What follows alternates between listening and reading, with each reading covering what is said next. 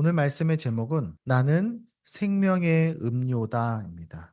나는 생명의 음료다. 여러분 어떤지 모르 저는 아침에 일어나면 커피를 보통 한 잔 마십니다. 커피를 한 잔 딱 마시면 피곤했던 몸이 쫙 깨어나면서 이렇게 좀 살아납니다. 별거 아닌데 그 커피 한 모금이 하루를 좀 힘을 주는 것 같아요. 여러분은 혹시 아침에 어떤 음료를 혹시 마시나요? 어떤 사람은 따뜻한 물 한 잔을 마시는 사람도 있을 겁니다. 혹시 한번 생각해 봅시다. 푹푹 찌는 여름에 진짜 더운데 시원한 냉수를 마신다고 상상해 봅시다. 얼마나 시원할까요?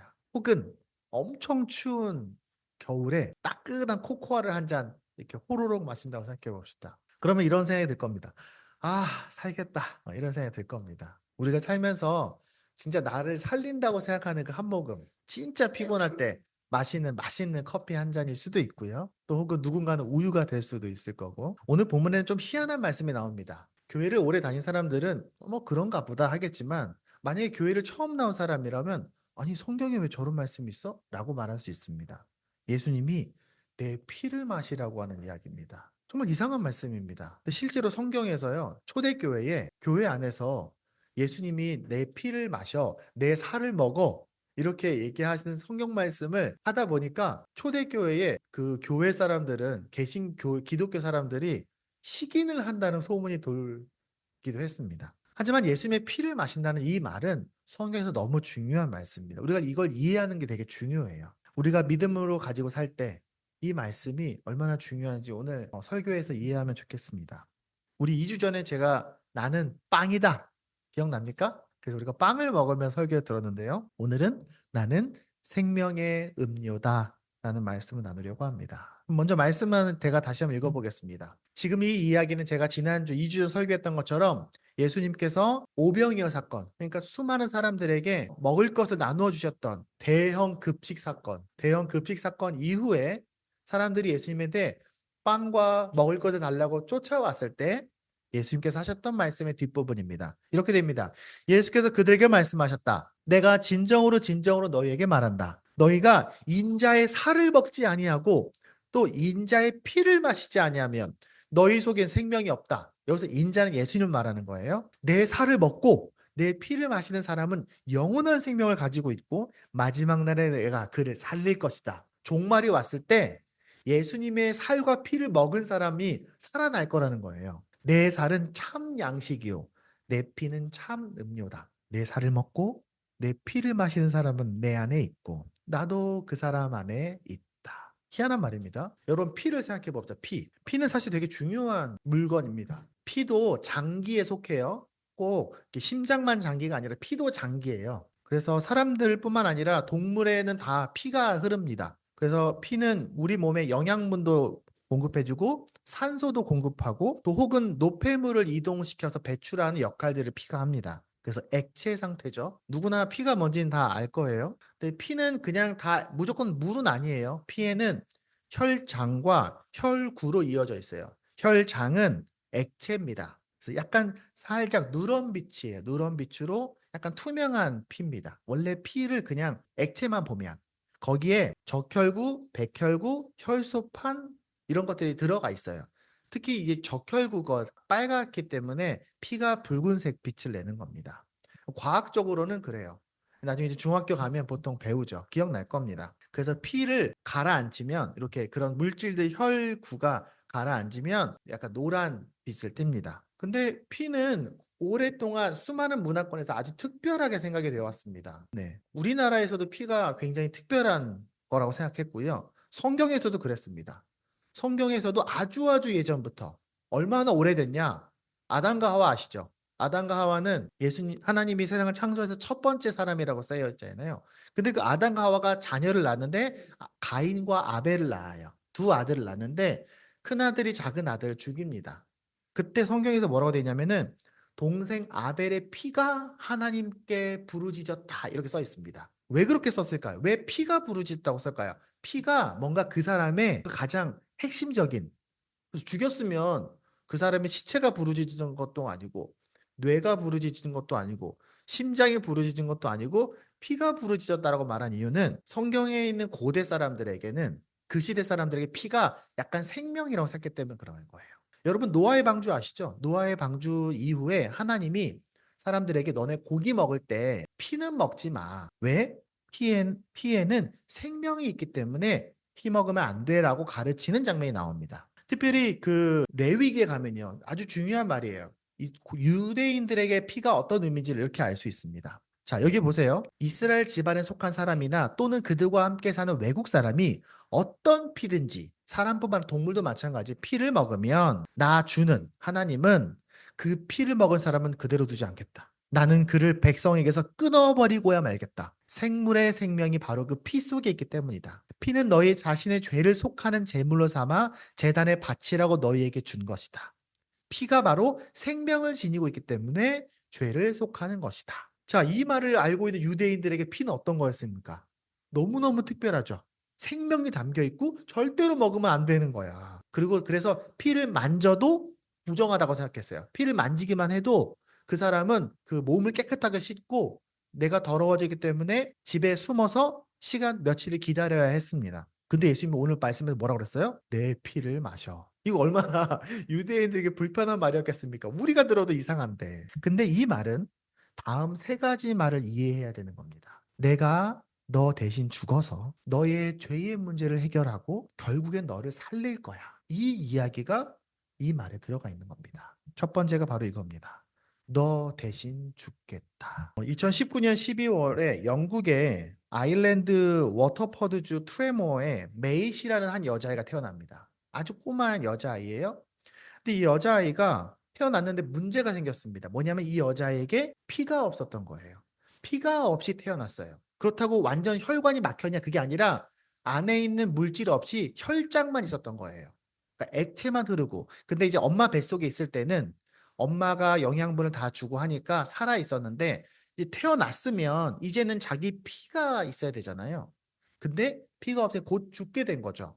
만약에 아주 옛날에 이런 아이가 태어났다면 아마 바로 죽었을 겁니다. 근데 이 여자아이가 5년 뒤에 인터뷰를 해요. 신문에서. 어떻게 살았을까요? 당연히 수혈을 받았겠죠. 적절한 치료와 함께 수혈을 잘 받고 또 아마 사람의 피를 만드는 골수도 이식을 받았을지도 모르겠습니다. 그렇게 수혈을 받아서 치료를 받아서 살아났습니다.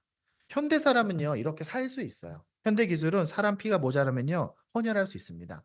헌혈에 대한 역사를 쭉 공부를 해보면요. 사실 피가 사람에게 필요하고 전해주고 싶은 시도들은 사실 이집트 시대부터 있었어요. 근데 이제 실제로 피를 전해줄 수는 없으니까 실제로 사람이 사람에게 헌혈을 한 최초의 기록은 1818년쯤 됩니다. 그때 한 산부인과에서 그것이 해결이 됐습니다. 근데 이제 그때까지는 아직까지 혈액형이 제대로 되지 않은 시대였어요. 헌혈을 했지만. 그래서 그 뒤에는 이제 수혈을 해도 문제가 많았죠. 근데 나중에 이제 20세기 초에 와서야 이제 그 헌혈을 하고 그거를 잘 보관했다가 이렇게 수혈해주고 이런 시스템이 우리나라의 인류가 그것을 누릴 수 있게 됩니다. 자, 피가 없이 태어난 소녀처럼 사람의 피가 모자라면 헌혈하면 돼요. 근데 우리 영혼의 피가 없다면 누가 헌혈하겠습니까? 그건 우리를 창조한 하나님만이 할 수 있는 거예요. 사람은 사람의 영혼에게 헌혈해 줄 수 없어요. 오늘 이야기는 그냥 헌혈하는 정도의 얘기를 하는 게 아니에요. 대신 죽는 이야기입니다. 자, 이 이야기를 이해하기 위해서는요, 이스라엘의 과거의 이야기 하나를 여러분이 알고 있어야 됩니다. 예수님, 이 이스라엘의 역사에서는 이스라엘 역사가 시작되는 이야기가 있을 거 아니에요. 이스라엘 역사의 시작점을 뭘로 보냐면 이 유대인들은 우리가 아는 것처럼 이집트에서 노예로 살다가 해방되는 그 시점이 이 역사의 실질적인 역사의 시작으로 봅니다. 그 전에 뭐 아브라함 이야기도 있지만 그 사건이 되게 중요해요. 근데 예수님 전 1400년 전에 이스라엘이 이집트 노예에 있다가 나올 때 바로가 그 이집트가 놓아주지 않잖아요. 자기 노예들이 도망가니까. 그러니까 하나님이 심판을 내려요. 마지막 심판이 뭐냐면 내가 이 이집트 땅에 있는 첫째 아들은 다 죽일 거야. 마치 비가 내리면 비를 피할 수 없는 것처럼 죽음의 신이 그 땅을 딱 덮습니다. 그러면 큰 아들은 다 죽는 거예요. 그럼 우리 집에서는 누가 죽나? 우리 산이도 큰 첫째 아들이니까 산이도 죽고 우리 승현이도 죽고 저도 죽고 도영지 쌤도 죽고 대은기도 죽고 진서는 혹시 형이 있나요? 형이 죽겠네. 다행이다. 근데 그러면 이스라엘 사람도 다 죽는 거잖아요. 이스라엘 사람들도 그 죽음의 신을 피할 수 없어요. 근데 하나님이 미리 이스라엘 사람들 이런 얘기를 합니다. 얘들아, 죽음의 신이 그 땅을 덮을 거야. 근데 너네가 양을 죽여. 양을 죽여서 이 양이 죽었다는 그 표시로 피를 너의 문에 발라. 문에다가 양의 피를 바르면 죽음의 신이 그 땅을 딱 덮을 때, 이 집에는 양이 죽었네? 양이 죽었으니까 양이 대신 죽은 집이구나 하고 그 집은 피해 갈 거야. 이렇게 말하는 겁니다. 그러니까 이스라엘 사람들은 그것을 매해 실제로 고백합니다. 유월절이라고 그래갖고 유월, 지나갔다는 뜻이에요. 그러니까 이스라엘 사람 매해 그 유월절에 양을 죽여서 피를 내고 그 양고기를 먹으면서 옛날에 양이 우리를 대신해서 죽었어.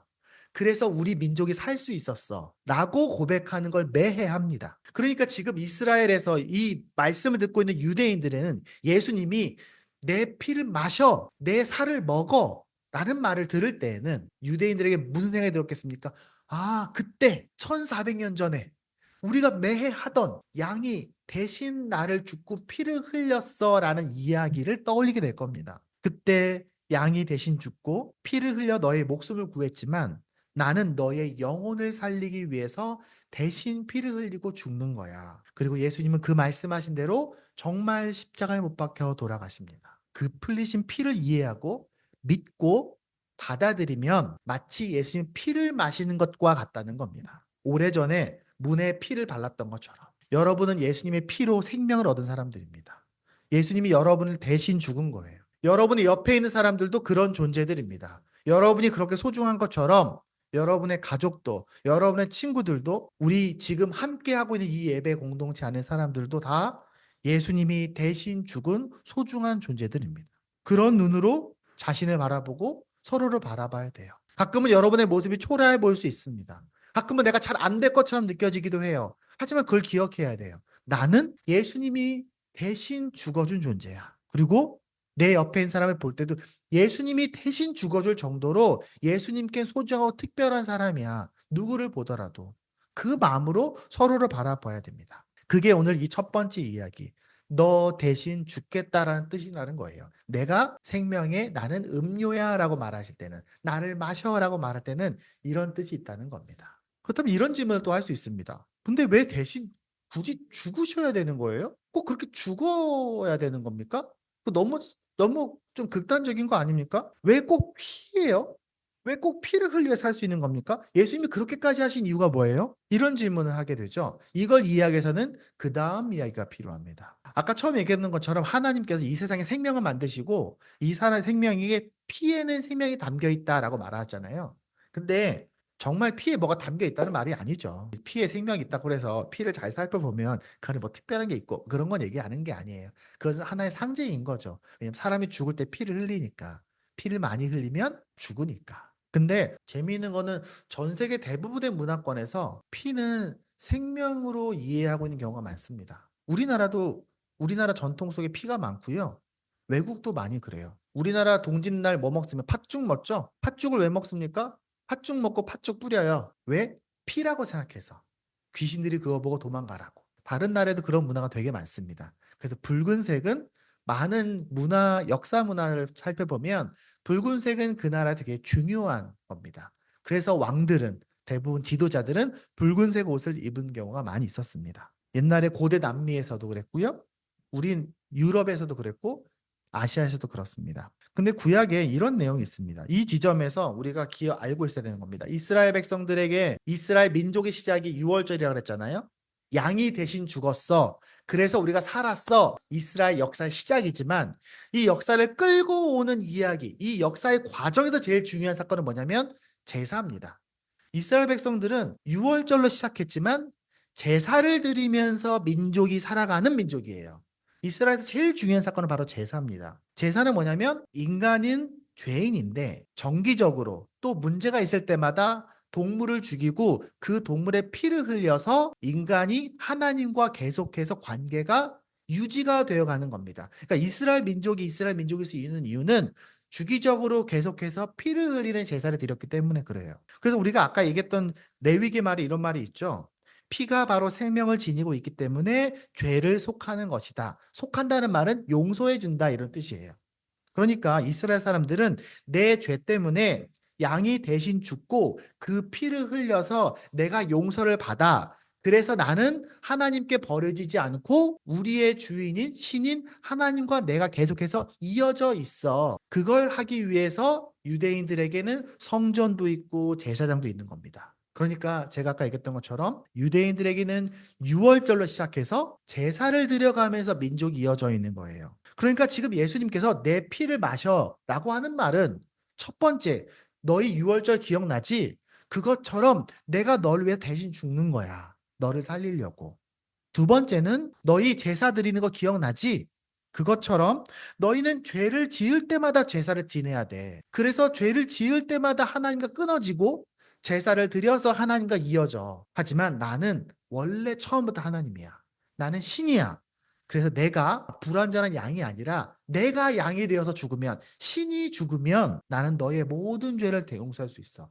나를 통해서 하나님과 끊어지지 않고 영원히 절대로 끊어지지 않는 완벽한 제사가 내 안에 있어. 그래서 너희가 나를 믿고 내 피를 마시는 것과 같이 나를 믿으면 내가 제사가 되어서 영원히 효력이 있는 제사가 될 거야. 그래서 여러분은 예수 그리스도의 피로 용서받고 자유를 얻어서 하나님과 다시 끊어지지 않게 이어진 사람들입니다. 그게 여러분들의 특별함입니다. 그러므로 여러분, 여러분의 지나간 죄에 고통받지 마세요. 여러분의 지나간 여러분의 실수들, 부족함들, 답답한 여러분의 과거에 매여 살지 마세요. 물론 우리가 실수한 게 있다면 바로 잡아야 되고 우리는 더 그것들을 풀어가야 되겠지만 세상 속에서는 지나간 내 죄 때문에 상처받고 살지 마세요.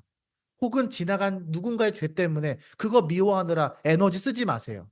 예수님께서 여러분의 죄를 위하여 세상 죄를 위해서 죽으셨으니까 여러분이 용서할 건 용서해 주고 잊어버릴 건 잊어버리고 더 이상 죄에 매여 살지 말라는 겁니다. 왜냐하면 예수님께서 죽으시기까지 우리에게 자유를 주셨는데 그 죄의 과거로 돌아가지 말라는 겁니다. 예수님의 피는 단지 우리를 용서받아서 죽어서 천국 가는 것, 그것만 얘기하는 게 아닙니다. 지금 여러분이 살아가는 그 삶에서 영적인 자유함을 누리게 하는 겁니다. 우리가 하나님과 이어져서 하나님의 용서를 받고 내 상처들도 좀 회복될 수 있고요. 그래야 내 안에 있는 여러 가지 부정적 관계들도 다시 고쳐지게 됩니다. 예수님의 피를 마신 자의 삶은 그렇게 내 삶에 그런 부족하고 어긋나고 여러 사람들의 부족함과 죄들로 그런 어긋난 관계들을 계속해서 치유해 가는 사람들입니다. 왜? 우리는 예수의 피를 마신 사람들이니까. 그렇게 우리가 함께 더 긍정적인 미래를 향해서 성장해 나가는 삶이 바로 우리가 죄에 대해서 자유하게 된 사람들에 대한 이야기입니다. 그게 바로 두 번째인 겁니다. 내가 너를 용서해 줄게. 그러니까 자유롭게 살아. 용서하며 살아. 너의 부족함과 너의 연약함과 서로의 연약함에 매여 살지 마. 내가 너를 계속 치유해 줄 거야. 너를 계속 회복해 줄 거야. 너를 더 긍정적인 미래로 이끌어 줄 거야. 포기하지 말고 계속 나아가. 이 말입니다. 그리고 세 번째 조각은 이겁니다. 제가 처음에 말했던 것처럼 피에는 생명이 담겨 있습니다. 피에 뭐가 있다는 게 아니라 성경이 그렇게 상징하고 있다는 겁니다. 우리가 성경에 있는 상징들을 풀 때에는 이해할 때에는 반드시 구약에 있는 모든 맥락과 이야기를 이해한 상태에서 상징을 풀어야 돼요. 성경에 있는 단어들을 다 상징으로 풀면 절대로 안 됩니다. 근데 우리가 보통 피를 나눠줄 때 이렇게 헌혈에 대해서 얘기하면은 생명을 나눠준다 이렇게 보통 많이 써 있어요. 정말로 그렇죠. 뭐 생명이 줄어들거나 그런 건 아니지만 근데 피에는 영향력이 있거든요. 피는 저희 친할아버지께서 돌아가신 친할아버지께서 혈액형이 RH-셨어요. RH-는 우리나라 전 세계적으로 한 10에서 15% 정도가 RH-입니다. 그러니까 RH- 혈액형을 갖고 있는 사람이 피를 많이 흘리면 RH-인 사람의 피를 받아야 돼요. 근데 RH-인 사람의 피가 그렇게 많지가 않아요. 우리 할아버지께서 나중에 이제 연세 많이 드셨을 때 여러 번 수술을 하셨어요. 암 때문에 수술을 몇 번 하셔서 그때 RH-에서 피 구한다고 좀 고생을 많이 했었습니다.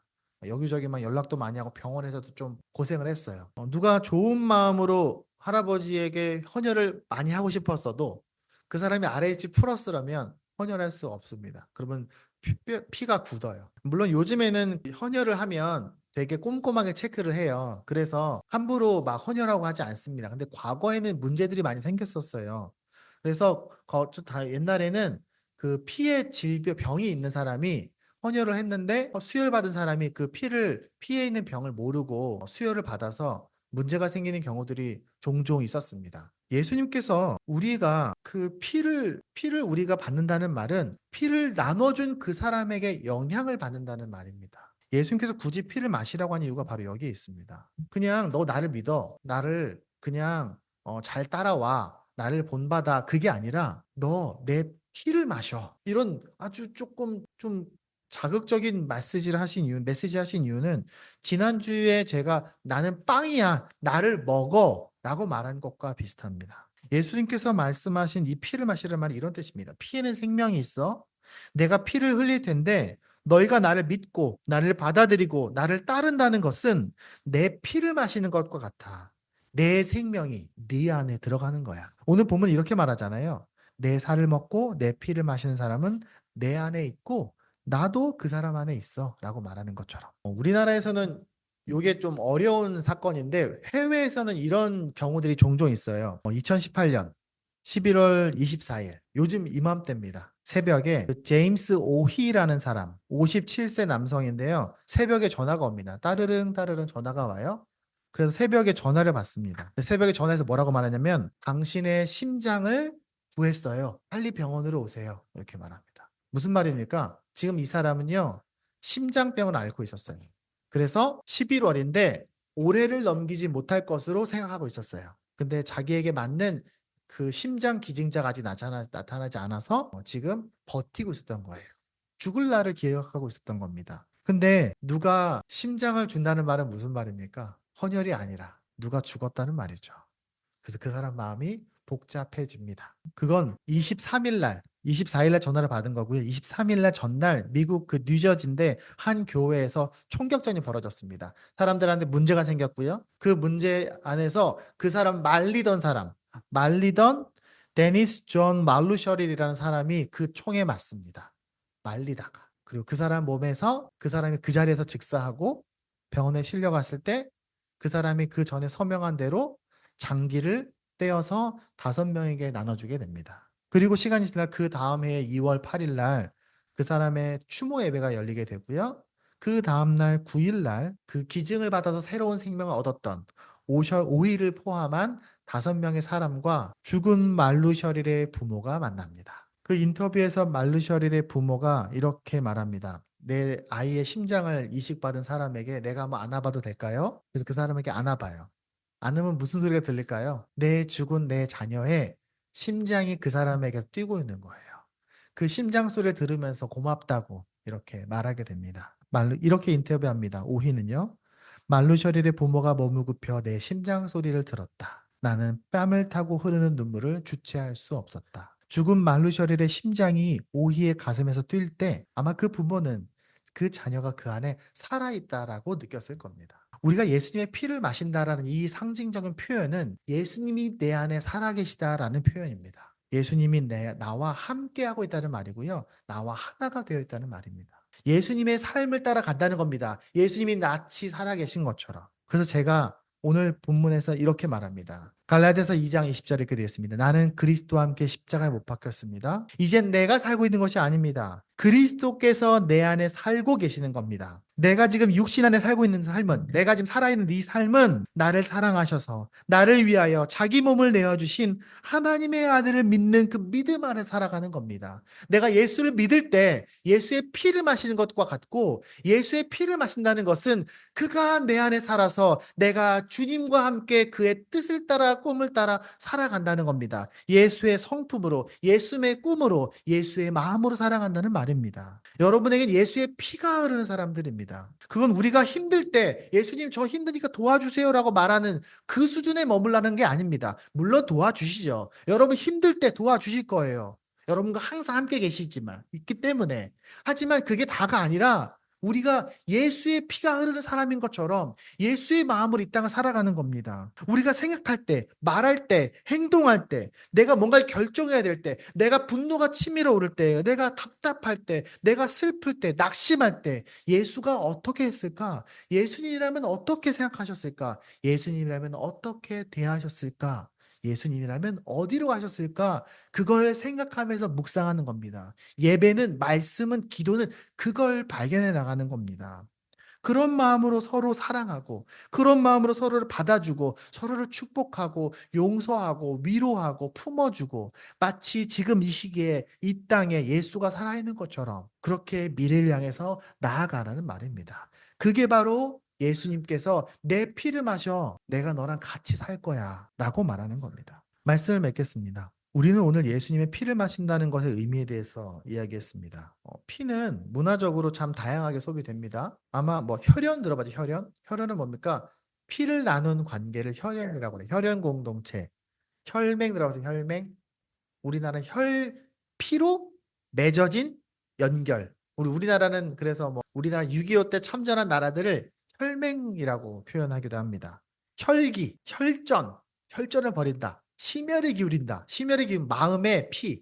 심혈을 기울이는 것은 온 힘을 다한다는 뜻이죠. 그래서 우리나라 말에 피라는 단어가 많이 들어가 있어요. 꽤 많이 들어가 있습니다. 근데 오늘 얘기했던 이 피는 단지 그냥 열심에 대한 얘기가 아닙니다. 하나님이신, 전능자이신, 이 우주의 주인이신 예수 그리스도가 우리를 사랑하셔서 대신 죽고 우리의 죄의 문제를 해결해서 우리를 살리실 뿐 아니라 우리와 함께 이 세상을 사랑으로 통치하고 회복하고 이끌어 가신다는 그런 세상의 본질에 대한 이야기입니다. 그건 우리가 잘나서 특별해서가 아니에요. 여러분이 특별해서 그렇게 살아가는 게 아니에요. 그건 예수님이 스스로 너희를 살리는 생명의 음료가 되겠다고 결심하셨기 때문에 그렇습니다. 이건 오직 예수님의 생각과 그의 성품과 사랑 때문이에요. 그러니까 우리가 그분을 묵상하고 그걸 감사하고 그 마음을 따라 살기로 결심하는 우리가 되길 바랍니다. 그거 쉬운 일이 아닐 수 있어요. 하지만 우리가 용기를 내어서 예수님의 삶을 따라간다면 바로 우리의 삶에는 예수의 삶이 깃들어 있을 거고요. 당연히 그 삶에는 예수님의 보호하심, 예수님의 인도하심, 그분의 축복, 그분의 승리가 우리와 함께 할 것을 믿습니다. 우리 어른들뿐만 아니라 우리 아이들도 그 예수의 삶을 더 잘 알아가길 바랍니다. 지금은 전부 다 깨닫지 못할 수 있어요. 하지만 우리가 자라면서 세상을 더 알아가잖아요. 그런 것처럼 우리가 조금씩 예배하고 기도하고 찬양하면서 내년에는 더 잘 알게 될 거예요. 내후년에는 더 예수님을 더 잘 알게 될 거예요. 저는 그것을 믿습니다. 다음 주에는 우리 나는 빵이다. 나는 음료다. 이 시리즈의 마지막 메시지를 우리 다음 주에 함께 나누게 될 겁니다. 함께 기도하겠습니다.